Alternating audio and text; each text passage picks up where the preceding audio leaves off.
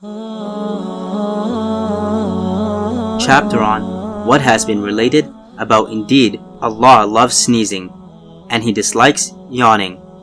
Abu Hurairah narrated that the Messenger of Allah, peace be upon him, said, "The sneeze is from Allah and the yawn is from a shaitan.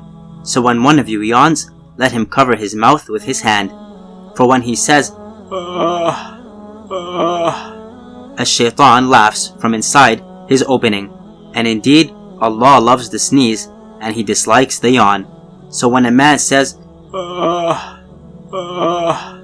when yawning, indeed, a shaitan laughs from inside his opening."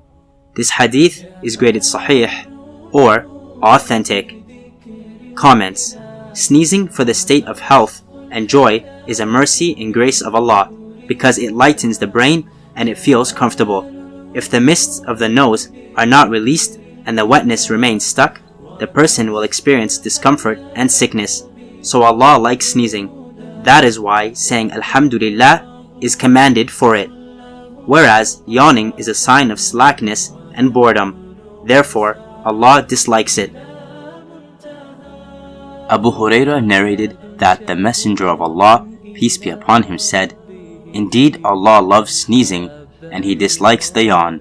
So when one of you sneezes and says, Alhamdulillah, all praise is due to Allah, then it is a right due from everyone who hears him to say, Yarhamukallah, may Allah have mercy upon you.